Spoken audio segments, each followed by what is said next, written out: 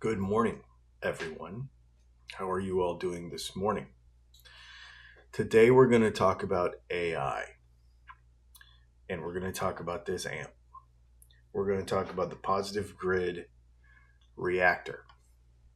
Um, it's a really cool amp. I really like it a lot. And the comments on this video have been hilarious. Uh, I'll just read a couple of them, okay? And I understand the comments, but we need to look into this a little bit more and think about it. Like, think about what you say before you say it, kind of thing. I don't want an amp that can spy on you. Nothing beats an old, reliable tube amp. Okay, those are two different things. I agree on one. I kind of agree on the other one, but that's a bit of a double standard there, okay? We'll get to that in a minute. I definitely don't agree with you. AI is not something I think is okay. Nowhere is it okay. This has to stop. Okay. Guy is not a fan of AI. Okay, I get it. And as a result, I think of people just seeing, this is probably a subject for a whole nother one of these coffee chats. When somebody sees something that they don't agree with the concept, or you can come into it already just being like, not gonna lie, this amp sounds horrible, but then I wasn't given one for free. Okay. Let's address that first, because what happens, I think, is people just see a brand and they automatically don't like it. They see a concept like an AI amp and they just automatically don't like it. Okay, makes sense. They see a digital amp, a modeling amp, and they just automatically don't like it. In that video, I was pretty clear about this. If you're that kind of person, just don't buy the amps. It's fine. You're not going to buy it anyways. Obviously. But here's the thing. A company like Positive Grid, who has been making digital products for a long time, actually a lot longer than a lot of other companies. Do you think when they hang their entire hat, which theirs doesn't have tinfoil on it, they're just literally just a business, on pushing forward digital products that just sound better and better and better and better, and at this point you can buy any $450 digital amp and it will sound really good. Do you think that they're going to be like, this thing sounds kind of crap, but we're going to put it out anyway? No, absolutely not. This comment here about this amp sounding terrible is a couple of there's a couple of problems with it, okay? One is, most of the time when people don't like something they hear in a YouTube video, there's a couple things going on. One is their phone speakers are not tone approved, okay? So they're listening to it on a phone that has not been tone approved. My phone's been tone approved. I can listen to anything on the internet and I'm like, I know for sure that the tone will be good if it's on my phone. Okay? You don't have a tone approved phone, first of all, because you're listening to it on a phone and it's the wrong phone. Okay? We're going to get back to listening on a phone in a minute. The other thing is, just the bias against the product means that you're just not going to like it no matter what, no matter if it's good or not. The other thing is, 9 times out of 10, this is what I find. In fact, I watched a bunch of these reactor videos yesterday, and 90% of those guys didn't use tone that I liked. They didn't use tone that was familiar to me. They didn't use tones and features that I personally was drawn to. So I didn't like the tone of the amp either. But that doesn't mean it's can't do a tone that you like. It just means that you saw a video and they didn't have any tones that you liked. It's not to say that the amp can't do it. The amp can do lots of stuff, can do way more stuff than I showed you. But, so, separate those things a little bit. Like, take off your tinfoil hat and be a little more, like, think it through a little bit. Okay. Now, let's get into this AI thing. I get it. I understand why people don't like AI. I do. I have a friend who's personally going through a situation right now because AI is, well, it's pitching in on his job, which is his way of making a living, right?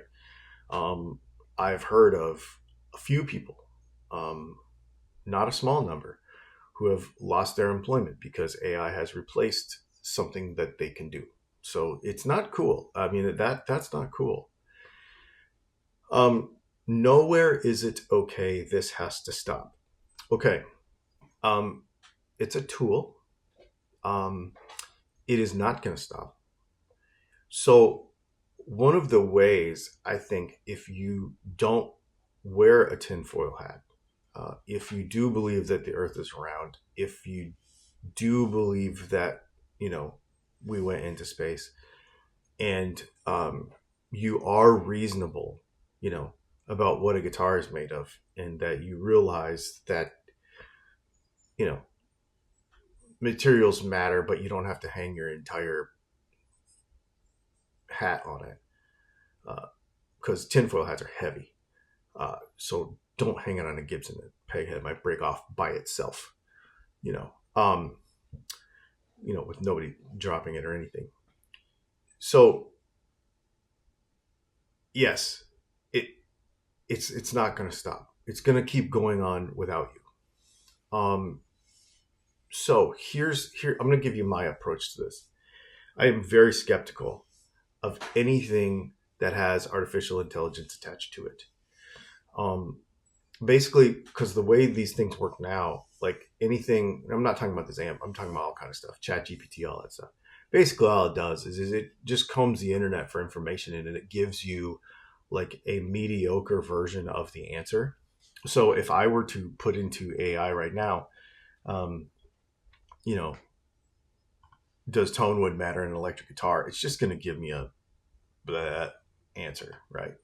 It's not going to pull up some kind of scientific study that I didn't know existed. It's just going to give me like a mush of the entire answer, which isn't fun.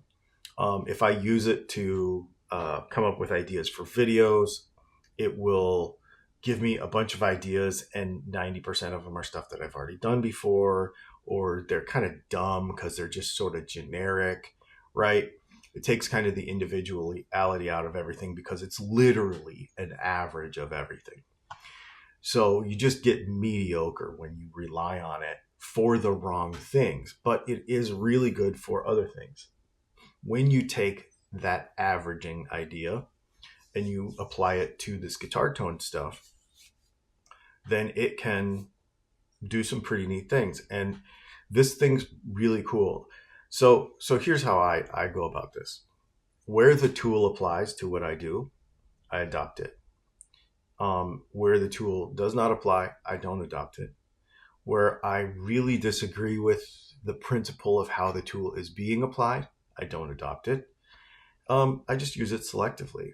And I think that's all I can do. It's just like anything else, right? It is a technology that exists. It's like fuel injection. It's like ABS brakes. It's like anything else. It's a little different in the respect that, it's going to do things that we don't know what it's going to do. We're not really sure what the full effect of it is going to be on the world, but that's like everything else in the beginning, So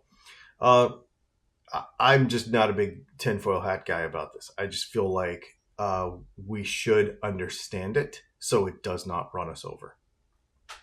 I guess that's kind of my take on it. And for the people who say, I don't want something that's listening to me, dude, you're typing this on a phone or on a tablet. or on a computer, you are being listened to.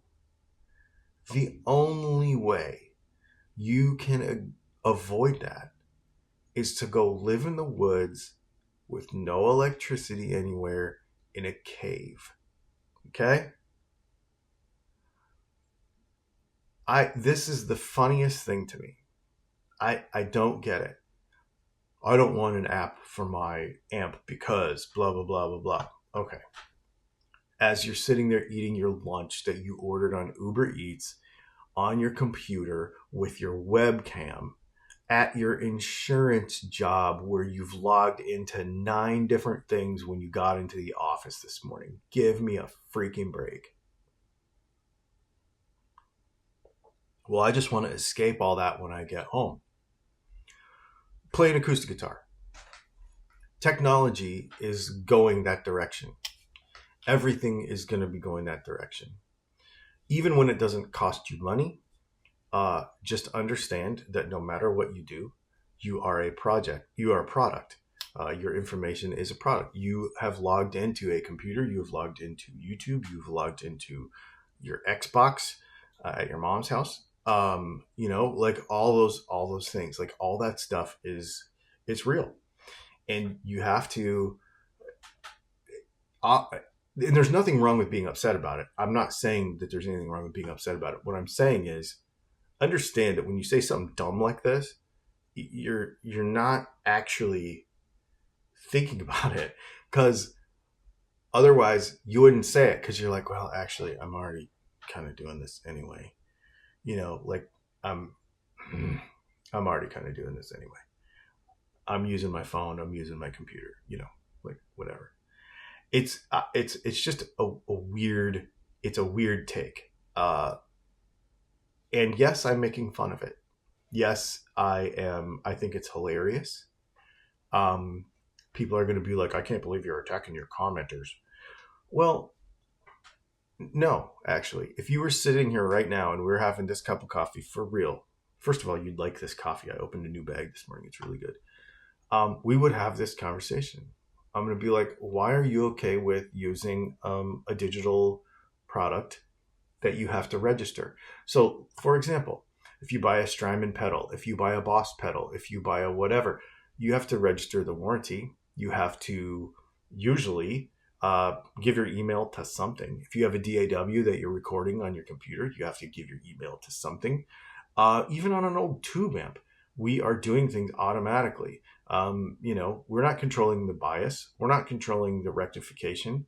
A CNC machine made your guitar, like for the most part, usually. And somehow we draw the line at this. It's weird. I'm not sure. I don't know.